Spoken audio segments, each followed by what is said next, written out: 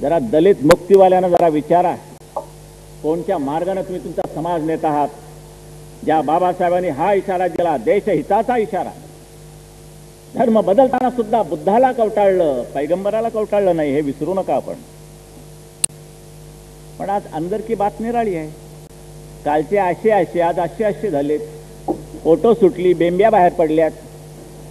बापाला उद्योग नसला की पोर रात्री खेळत असतं, पीप पीप पीप. त्याला मोटरचा हाण लावलाय बाबाने पोटाला. त्याला काय माहिती आहे, खाऊन खाऊन बाबाची बेंबी बाहेर आली आहे. हे धंदे चाललेले जनतेला पूर्णपणे फसवत आहे. प्रकाश आंबेडकरांकडे आमचं काय भांडण. उलट आम्ही मुंबईला, हे डॉक्टर प्रभू इथे बसलेले आहेत महापौर असताना. प्रकाश आंबेडकरांचा फोन आला, त्यांच्याकडे सफाई कामगारांची युनियन आहे. मला म्हणाले, बाळासाहेब आमच्या हातात युनियन आहे, आपल्याला ही युनियन मोडून काढायची. कोणाची? जॉर्ज फर्नांडिसची. तिथे मोडायलाच पाहिजे. जॉर्जचा आता मोडलाच आहे सगळा, पण उरला सुद्धा मोडून टाकूया. त्यामध्ये प्रकाश आंबेडकर उभे राहिले तरी आम्हाला चालतील, पण आम्हाला जॉर्ज फर्नांडिस सहन होणार नाही, ही माझी भूमिका. म्हटलं बोला काय करायचं. नाही, एवढा आम्हाला टक्का मिळून गेलात ना, मग आपली मजबूती होईल. म्हटलं दिला. डॉक्टर प्रभूंना फोन केला, हे इथे बसलेत महापौर असताना. म्हटलं डॉक्टर, प्रकाश आंबेडकरांची जी युनियन आहे ते जे काही मागतायत त्याप्रमाणे त्यांना देऊन टाका. आणि डॉक्टरांनी ताबडतोब मान्य केलं आणि त्याप्रमाणे सफाई कामगारांना तो टक्का मिळाला. हे आम्ही कोणाकरता केलं? भैयासाहेब आंबेडकर आणि माझी मैत्री होती. ज्या ज्या वेळेला भैयासाहेब उभे राहिलेले आहेत निवडणुकीला, त्या वेळेला संपूर्णपणे आमची 2-3 मतं जरी असली तरी ते भैयासाहेबांच्या बाजूने उभी राहायची. हे इथे बसलेले आहेत, मनोहर जोशी बसलेले आहेत, वामनराव महाडिक आले नाहीत, पण नवलकर तिथे बसलेले आहेत. ही 3 मतं हमखास भैयासाहेबांच्या बाजूने उभी राहायची. आम्ही प्रपोज करायचो, ही सगळी मदत करून तुम्ही आमच्या विरोधात गेलात. औरंगाबादची संभाजीनगरची निवडणूक आम्ही ज्याला लढवली, नगरपालिका पहिल्यांदा झाली म्हणून, मुंबईमध्ये भुजबळ वगैरे ह्या सगळ्या लोकांची चर्चा झाली. तुम्ही काँग्रेसचे विरोधक, आम्ही काँग्रेसचे विरोधक.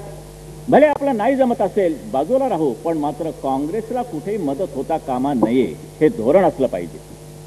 तुम्ही काय केलं? मुंबईमध्ये यांना सांगितलं 90% आम्ही काँग्रेसच्या बरोबर जाणार नाही. आलो तर आम्ही कदाचित तुमच्या बरोबर, पण आम्ही काँग्रेस बरोबर जाणार नाही. आणि औरंगाबादमध्ये 11:30 वाजता निर्णय घेतला गेला आणि त्यांच्या 3ही उमेदवारांनी, नगरसेवकांनी काँग्रेसच्या बाजूने मतदान केलं आणि त्यांचा महापौर निवडून गेला. का केलं ते? कशाकरता केलं ते? तुम्ही तटस्थ राहिला असता तरी चालला असतं की ना शिवसेना ना काँग्रेस, आम्ही तटस्थ, हरकत नाही. तो अभिमान, त्याला साष्टांग दंडवत आम्ही घातला असता. काय कुठेतरी अभिमान आहे. बाबासाहेबांचा नातू का असेना, पण अभिमानानं जगतोय, अभिमानानं संपूर्ण समाजाला जगण्याचा प्रयत्न करतोय. त्याकरता आम्ही तुझी पाठ थोपटली असती. पण दगडापेक्षा वीट मऊ. कोणता दगड, कोणची वीट? आम्ही दगड. मग या दगडाच्या मागे, या धोंड्याच्या मागे लागलात का मुंबईमध्ये? आम्ही नव्हतं ना सांगितलं तुम्हाला की आमच्यावरती शेंदूर टाका आणि देव म्हणा? बिलकुल नाही. आम्हाला धोंडा म्हणूनच जगायचं आहे. धोंडा म्हणून जगण्यामध्ये एक मजा असते. एरवी तो पडलेला असतो इकडे तिकडे, कोणी त्याला विचारत नाही, कुत्र्याखेरीज म्हणा वाटल्यास. पण आंदोलन सुरू झाल्यानंतर एकदा का त्याला हात लागला की त्याला देव पण प्राप्त होतं, त्या धोंड्याला देव पण प्राप्त होतं. मारा, हाणून टाका, त्याच्या टाळकी बसेल त्याला अर्थ धोंड्याचा कळतो की अरे धोंडा नाही, हा देव आहे, आपल्या टाळक्यात बसला. हे राजकारण तुम्ही समजून घ्या.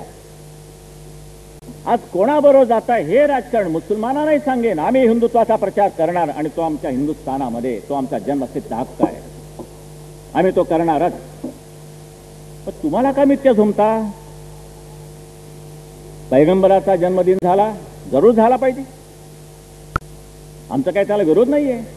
तुमचा तो धर्मगुरू आहे, करा, इतमामानं करा. पण आमच्या मुख्यमंत्र्यांना तिथे जाण्याची काय गरज होती? ओपन जीपमध्ये, उघड्या जीपमध्ये उभे राहिले आमचे धूड, आजूबाजूला सगळे ते, आणि काय नमस्कार करताय? आपल्या संस्काराप्रमाणे, आपल्या संस्कृतीप्रमाणे नमस्कार नाही. वा वा वा. सांगताच ना, मी कपाळ करंट आहे, तुमच्यावरती माझं सगळं अवलंबून आहे बाबांनो, सगळं तुमच्यावरती अवलंबून आहे. बरं, तुमच्या पाठिंब्याची भीक मागतो. काय लाज नाही, लज्जा नाही. अरे आमच्या मिळून आम्ही शिवजयंतीची काढतो, येत आहे त्याला नाही येणार का? हिंदुत्वाचा जर उद्या डाग पडला तर करू काय?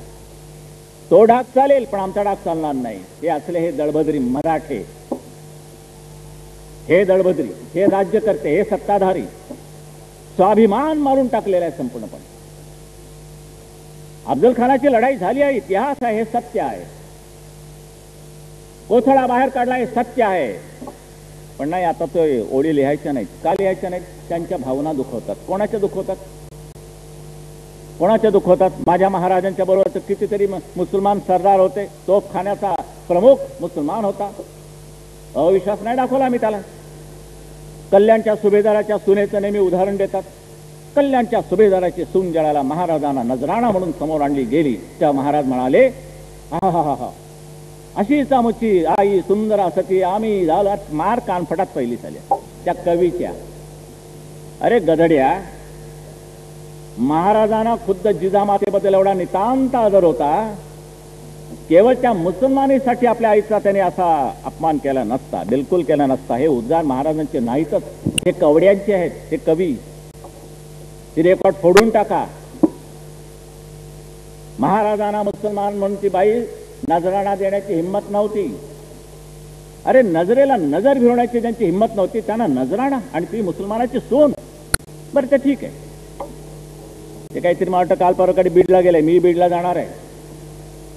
आज सभा झाल्यानंतर रातोरात मी अमरावतीला रवाना होणार आहे. तिथे उद्या जाहीर सभा आहे. गाडीत बसणार आणि अमरावतीला निघणार. करता काय? गेलो पाहिजे, लोक वाट बघतायत तिकडे. पण बीडला गेले आमचे मुख्यमंत्री आणि तिथे लिडबिडले.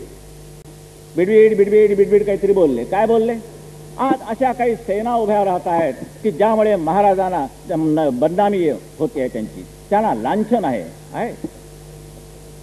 आमच्यामुळे लांछन? आम्ही कोण? नकली शिवाजी. आम्ही कोण? तर म्हणे गावठी शिवाजी. शिवाजीच्या मागे, महाराजांच्या मागे हे विशेषण लावणारे हे मराठे महाराजांना लांछन आणतायत.